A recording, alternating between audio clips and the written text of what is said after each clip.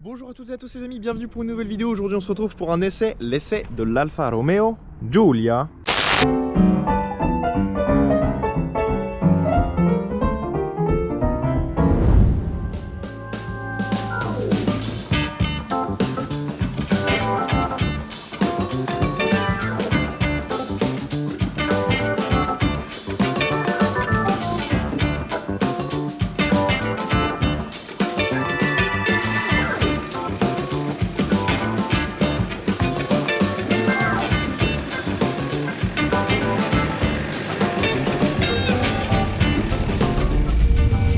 Aujourd'hui, on a la berline de Alfa Romeo, la berline Giulia. Alors on l'a ici en version Veloce, comme c'est écrit ici. Alors Veloce, c'est pour quelques spécifications à la voiture. On va le voir à l'intérieur, à l'extérieur également en faisant le tour.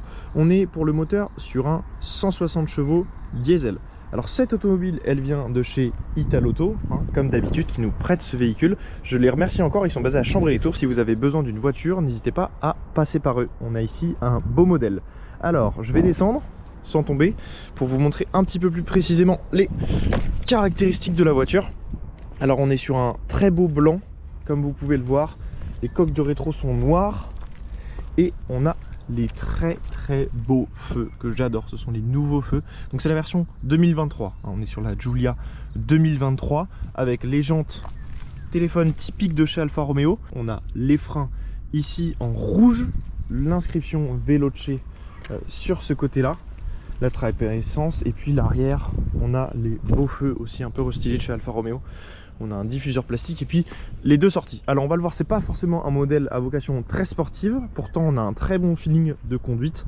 Ça on verra plutôt pendant la partie roulage. Là on va plutôt se concentrer sur les spécifications techniques. Alors donc comme j'ai pu vous le dire, on est sur une voiture qui fait 160 chevaux, un couple de 450 Nm. Le poids, on est aux alentours de 1,5 tonne. Donc c'est une bonne berline. La consommation, alors ce qui a été mesuré, ça a été aux alentours de 5 litres. Ce sont les données constructeurs, 4 litres 8, il me semble, pour être plus précis. On est sur une propulsion. Donc propulsion, ça veut dire que ce sont les roues arrière qui motricent la voiture et non pas les roues avant. Et ça va vraiment jouer sur le comportement un petit peu plus sportif de la voiture. Alors pour tout ce qui est performance et vitesse sur ce véhicule-là, on est sur une vitesse maximale de 220 km/h avec un 0 à 100 effectué en 8 secondes 2. Alors avant d'aller effectuer le roulage, on va pouvoir voir un petit peu l'intérieur. Alors la clé se présente comme ceci. On a les très beaux feux qui s'allument. On va commencer par le coffre comme d'habitude. On a une capacité de 480 litres, donc c'est un bon volume de coffre. Alors après par contre, faut aller un peu chercher l'espace vers l'arrière. C'est un peu alambiqué, mais n'empêche que ça reste un grand coffre. Pour une berline, c'est pas mal. On referme de cette façon-là. Ensuite, on va regarder un petit peu les places arrière, ce que ça donne. Sachant que j'ai beaucoup reculé mon siège parce que j'ai besoin de place. À l'arrière, on est plutôt bien, c'est un peu serré. On n'est pas sur un tonneau non plus. Le tonneau, il y avait plus de place à l'arrière. N'empêche que pour l'instant, on y est quand même bien. Les sièges sont confortables, ils sont en cuir. Regardez, ils sont ventilés, enfin percés ici, du moins. On a sur le côté, sur les portières, alors ce sont des plastiques. On va le voir devant, quand je vais vous montrer un petit peu devant, qu'on n'est pas sur une voiture qui a vocation très luxueuse. En fait, on est plutôt sur un ressenti de conduite et un feeling plutôt que des beaux matériaux, du bois, du machin. Donc c'est pour ça qu'on retrouve pas mal de plastique et c'est pour ça aussi qu'on en retrouve devant. D'ailleurs, on va aller y jeter un petit coup d'œil.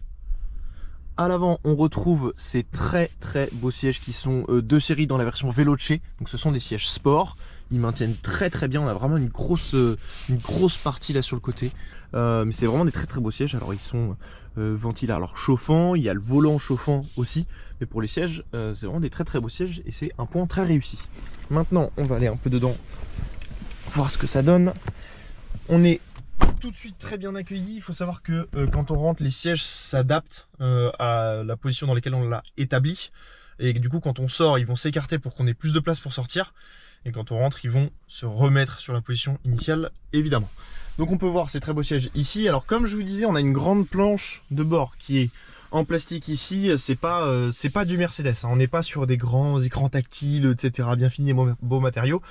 Là, on va le voir pendant cet essai que tout se concentre ici sur la conduite. D'ailleurs, on a un très beau volant. Alfa Romeo, il faut dire qu'ils font des très beaux volants avec des grandes palettes derrière qui sont fixes et qui sont vraiment très grandes, hein. On les sent très bien d'ailleurs. Au début c'est un petit peu spécial parce qu'il faut aller chercher les clignotants sans toucher les palettes, mais on a des très bonnes palettes. On a le Start Engine ici, donc on va pouvoir allumer pour que vous voyez un petit peu ce que ça donne. Alors là voilà, je sais pas si vous avez vu, mais mon siège s'est remis dans la position initiale. On a un écran ici qui est tactile. Alors c'est un peu, on va dire un peu ancienne génération. La caméra de recul est, il faut le dire, très mauvaise. Mais bon, comme je le disais, c'est vraiment un produit plus type passion entre guillemets, dans lequel on va retrouver des très bonnes sensations de conduite. On a la radio ici. Alors on a quelques widgets. Alors vous voyez, ça met un peu de temps. Le tactile est pas très réactif. On a quand même possibilité, voilà, de naviguer un petit peu, de voir les specs de la voiture, de voir aussi le GPS qui se trouve ici, la radio, etc. On a tout un tas de climatisation ici, des porte-gobelets. Cette planche-là, cette partie-là est bien finie, je dois dire. On a le petit logo italien, la boîte de vitesse ici, le sélecteur même de vitesse, le fameux DNA chez Alfa Romeo, donc All-Weather, Normal et Drive. Donc ce sont les différents modes de conduite qu'on va pouvoir tester dans quelques instants. Le sélecteur ici, le volume. Là on a un appareil de charge. Ici j'ai pas ouvert encore, mais on a une très grande pochette. Ici c'est l'espèce de cuir un peu plastique. Donc voilà pour la partie intérieure. On a quelques bouches d'aération, les réglages sur les côtés des feux. Sur le compteur, on a le compteur de vitesse ici. Alors vous devez reconnaître, normalement ça ressemble beaucoup à l'Alfa Romeo, alors même c'est quasiment la même chose. Le compteur de vitesse ici, le compteur, alors l'inverse, le compteur de tour minute et le compteur de vitesse ici. Et maintenant on est prêt à partir rouler. Alors là on commence, on est sur des pavés, donc on commence tranquillement. On peut voir que ça vibre un peu, la caméra derrière est toujours en PLS. Alors donc pour la partie en ville, ça se passe bien, on entend un peu le bruit du moteur quand même, le diesel, c'est vrai que quand il passe les rapports, etc. Mais globalement c'est plutôt calme. Il y a un gros atout de cette voiture, c'est le fait qu'on sent très bien la direction. Et du coup on sait très bien où la voiture se positionne.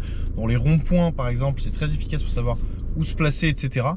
On a le Start and Stop à l'arrêt comme vous pouvez le constater. Alors moi c'est quelque chose que j'apprécie un peu moins, mais je pense que pour le confort quotidien, c'est quand même très pratique, donc ça se calme tout de suite. Oui, donc c'est vrai que je disais, la direction c'est impressionnant. Alors déjà elle est très souple, c'est-à-dire que vraiment vous pouvez tourner, c'est vraiment du beurre. Et vraiment on sent très bien où est la voiture. Alors Alfa Romeo a développé cette voiture vraiment autour de cette direction là, autour du fait qu'on doit sentir où se trouve la voiture précisément. On veut aller à gauche à tel endroit, il faut pouvoir y aller précisément. Donc du coup on a une direction qui est très précise. La boîte est confortable, il faut le dire. Après c'est vrai qu'on a des passages parfois un peu hauts qui sont peut-être pas forcément nécessaires, mais pour l'instant ça se passe bien. Les suspensions sont assez fermes, on est très bien maintenu dans les sièges.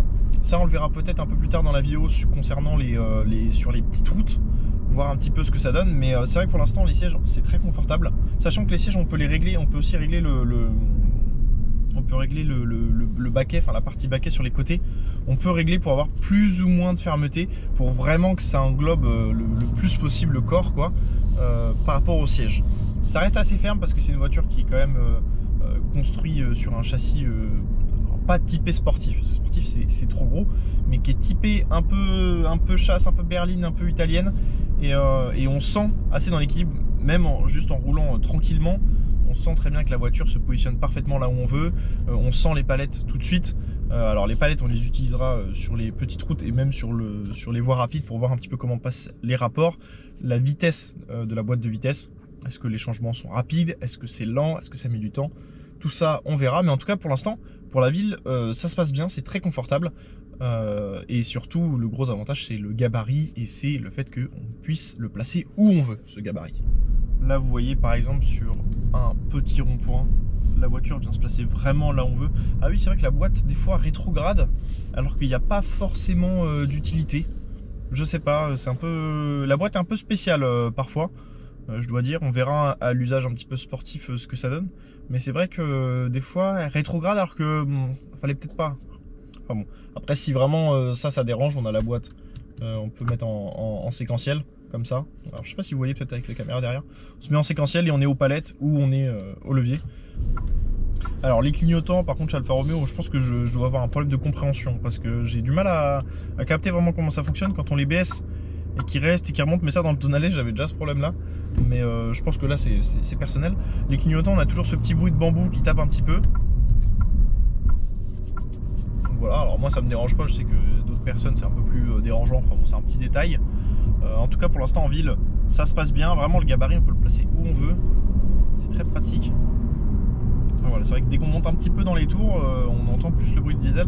C'est vrai que je serais très curieux d'essayer un jour une version peut-être un peu plus au-dessus en termes de moteur, sachant qu'on a donc cette version 160 chevaux là, on a la version 190 il me semble. Ensuite je vais peut-être me tromper, mais je crois que c'est la version 210 chevaux. Là on passe sur de l'essence. Et après, il doit y avoir une version 280 chevaux essence. Et après, c'est directement Quadrifoglio 510 chevaux. Et alors là, c'est un sacré bolide. J'espère qu'un jour dans ma vie, je pourrai essayer ça. Alors, c'est assez rare. Hein, donc, c'est basiquement l'Alfa Romeo Giulia Quadrifoglio. C'est ce modèle-là, donc cette berline. Mais vraiment refaite pour le sport. Beaucoup. Avec des ailerons, des appendices. Un moteur donc de 510 chevaux. Et ça a l'air d'être vraiment exceptionnel comme bolide. Donc voilà, mais c'est le cran au-dessus encore. C'est pas la même gamme de voitures. La Quadrifoglio, c'est vraiment à vocation très sportive. On a des modèles entre deux, entre celle-ci qui est plutôt alors l'entrée de gamme en termes de motorisation, mais on n'est pas sur l'entrée de gamme en termes de finition. En gros, si vous voulez, Veloce, ça va vraiment être le top du top en termes de finition, les sièges, le volant, tout l'équipement, tout ça. C'est vraiment le max. Par contre, en termes de motorisation, on est sur l'entrée de gamme avec ce 160 chevaux. Pardon, j'ai été coupé par une situation malencontreuse devant moi. Ce que je disais, c'est que la version 160 chevaux, ça va être la version entrée de gamme en termes de motorisation sur ce modèle Giulia. Après, on va pouvoir avoir des entre-deux. Entre le moment où on arrive sur une Quadrifoglio qui est extrême et celle-ci, voilà, on a des entre-deux. Les concurrents, c'est vrai que je dis les concurrents, il faudrait que je précise lesquels. On a surtout de la série 3 de BMW. On a du classe C chez Mercedes. Sachant que c'est pas... elles se différencient toutes. Alors, je m'explique. C'est-à-dire que par exemple, le Mercedes, ça va être beaucoup plus orienté luxe, gros confort, plein de les grandes tablettes, etc. Alors que cette Giulia, elle va être plus orientée plaisir de conduite. Donc, en Mercedes, on ressentira peut-être pas autant de plaisir que dans celle-ci. C'est pas les mêmes créneaux. La série 3, c'est pareil. C'est un peu plus à vocation grand confort plutôt que vraiment super plaisir de conduite. Super plaisir de conduite qui pourrait être amélioré parce que, encore une fois, on est sur une version 160 chevaux, donc c'est pas non plus hyper énergique. On va le voir sur l'autoroute dans quelques instants. C'est pas une super car, donc on n'est pas sur une voiture qui arrache le sol quand on accélère. Mais ça reste quand même plaisant à conduire, et notamment du fait de la direction. La direction, ça rend le plaisir énorme, puisqu'on place vraiment la voiture où on veut. Et c'est vraiment très agréable. Donc voilà un petit peu ce que je peux dire du modèle un peu Giulia. Alfa Romeo, moi j'ai l'impression qu'en fait tout le monde aime cette marque, mais il n'y a pas autant de monde qui achète que de gens qui aiment. C'est assez spécial à décrypter, c'est-à-dire que c'est des voitures qui sont vraiment top, mais qui pourtant c'est un peu sous-coté, quoi, si vous voyez ce que je veux dire. C'est un peu c'est des très bonnes voitures et qui n'ont pas de vente à la hauteur de ce qu'elles mériteraient, entre guillemets, parce que c'est vraiment des excellentes voitures qui ont un très beau coup de crayon, qui ont un très beau charme et surtout à la conduite qui sont très agréables. Alors, je vais me repasser en séquentiel. Alors par contre, ah oui, je suis en première vitesse. J'ai trouvé l'endroit où c'était écrit, je cherchais tout à l'heure. Il y en a un bon clic.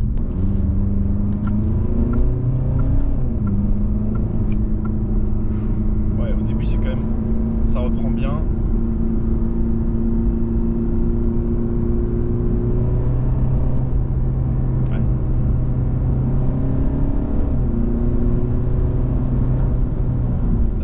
Usage daily, j'ai envie de dire, c'est très bien parce qu'on peut un peu switcher entre le mode, alors d'ailleurs je peux me repasser en normal, tiens, je vais repasser en normal, entre le côté confortable de la voiture qui est une berline quand même très confortable, les sièges on se sent bien dedans, et le côté un peu plus sportif où on joue un peu des palettes.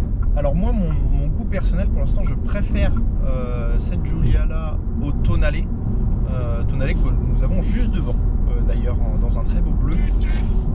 Je la préfère pour le côté sportif un peu plus assumé. Le Tonale, on est plus sur un daily du quotidien, etc.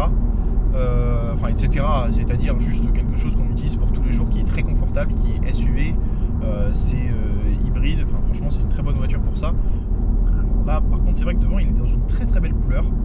Alors la Giulia en blanche est très très belle aussi, mais c'est vrai que ce Tonale en bleu est très très beau. Mais après, ça dépend, à vrai dire, ça dépend de l'utilité que vous en avez. Hein.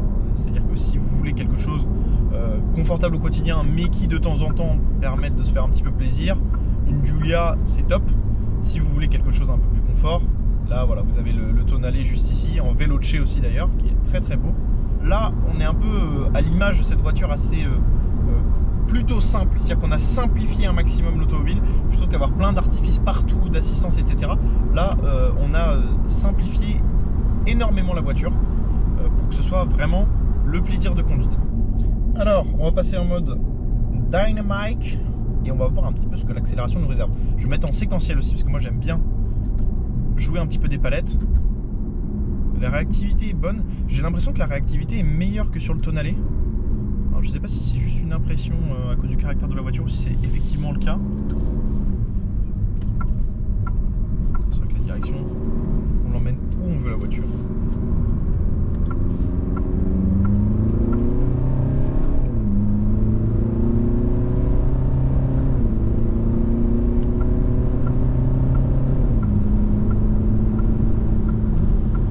Ok, alors on a une bonne accélération.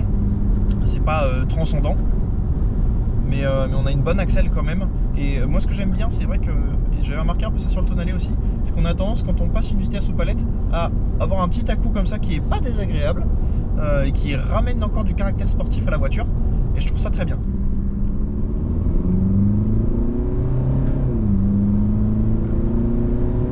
On a un petit à-coup au passage de vitesse. Je sais pas si vous vous rendez compte à la caméra. Il y a un petit à-coup au passage de vitesse qui est sympa. On a une boîte 8 vitesses, ce qui nous permet de vraiment à haute vitesse de venir baisser la consommation. Ça, c'est très pratique.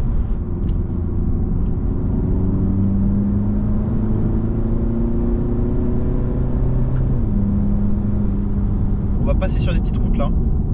Là, ça va être la partie un petit peu intéressante pour voir un petit peu comment le mode dynamique se comporte. Alors, on a un très bon freinage aussi. Je ne sais pas si je l'ai spécifié, mais il y a un très bon freinage et je ne sais pas si on va se rendre compte, mais la direction. Oh là là, ouais. Exceptionnel.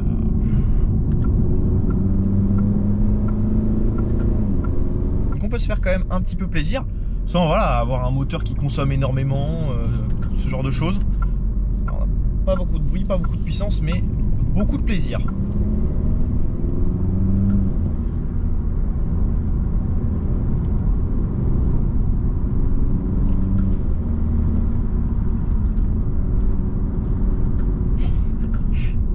Que la puissance vient de derrière et ça joue un petit peu sur le comportement de la voiture, la façon dont elle se place, etc. Le fait que ça vienne de l'arrière, mais ouais, franchement c'est très très cool. Ah oui, alors le mode All Weather j'ai pas encore testé puisqu'on est dans un petit village là. Je regarde un peu ce que ça donne. Ah on a la petite, alors je sais pas si vous voyez avec le soleil, on a la petite animation quand on passe dans ce mode là. C'est un mode beaucoup plus calme hein, qui se veut très très confort. Alors là je suis complètement perdu, vous voyez. C'est vrai que c'est pratique d'avoir un mode très smooth comme ça, pouvoir reposer un petit peu la voiture et puis pas tout le temps appuyer. Ah ouais, alors le mode All Weather, honnêtement l'accélération est beaucoup plus lente hein. Il faut vraiment appuyer pour avoir un peu d'accélération pour relancer le moteur. Je vais repasser en Dynamic, séquentiel et on est parti.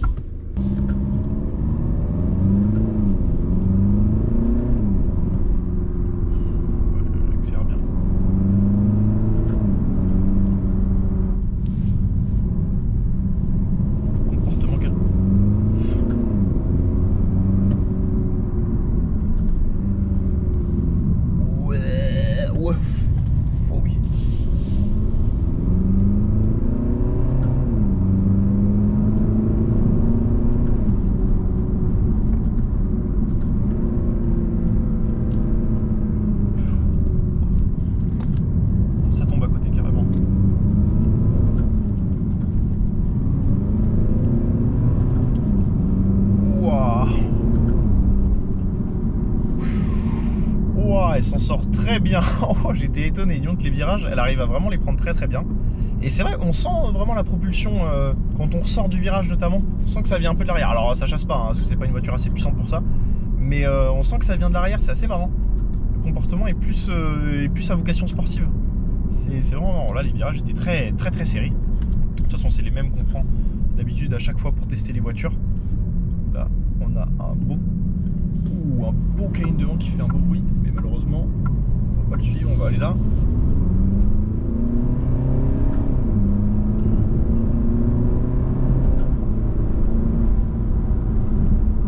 Marche très bien. Après c'est vrai que ça crie un peu dans les tours le diesel. On va prendre ici. On va être fixe.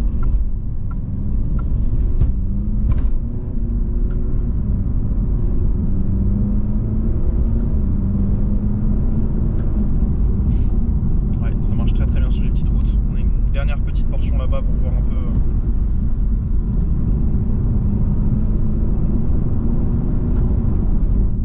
En fait, c'est ce que je répète toute la vidéo, mais une version avec plus de chevaux, ça va être incroyable, hein, parce que là, en fait, j'ai l'impression que c'est vraiment une voiture qui a le potentiel, vraiment, d'avoir beaucoup de puissance.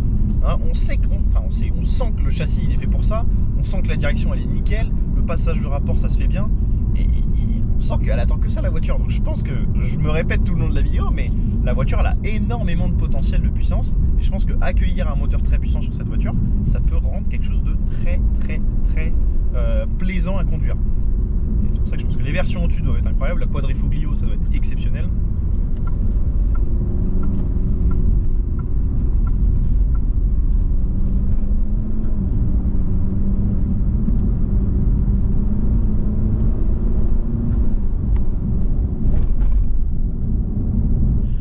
Et ben, sur les petites routes, c'est incroyable, hein, franchement. Avec un peu plus de puissance, ça doit être fou. Mais là, déjà, c'est déjà très plaisant. La direction, c'est franchement très agréable parce que la voiture, on la place où on veut. C'est vraiment top à ce niveau-là, quoi. Et voilà, les amis, c'est la fin de notre vidéo. C'est le moment de tirer un petit peu le bilan de cette voiture. Alors, un bilan, pour moi, le principal point qui me vient à l'esprit, c'est le fait que c'est une voiture à fort potentiel. C'est une voiture où je pense si on lui met une puissance suffisante, elle a toutes les caractéristiques pour réussir et pour avoir une conduite tout à fait plaisante, parce qu'on a une direction qui est très souple et vraiment très précise.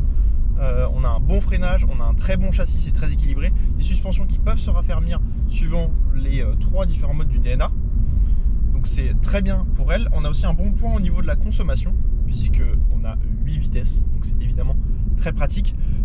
Les petits points négatifs, moi j'aurais dit sûrement un intérieur pas à la hauteur des concurrents, puisqu'on a une tablette, c'est compliqué, c'est un peu ancien quoi, on va dire, mais ça fait partie du charme de la voiture, c'est-à-dire le but c'était de faire une voiture plus simple. Et je remercie aussi Italauto37 à Chambray-les-Tours, grâce à qui on peut tourner ces vidéos là, puisqu'il nous prête ces voitures. Donc je vous rappelle que si vous êtes intéressé, hein, Italauto37 à Chambray-les-Tours, c'est Jeep, Alfa Romeo, Fiat et Abarth. Donc il y a plein de modèles différents. C'est pour ça qu'on a la chance d'en tester plein. C'est parce qu'ils ont une large gamme. Donc voilà, donc je les remercie encore. Et nous on se retrouve comme d'habitude le vendredi à 20 h. Ciao.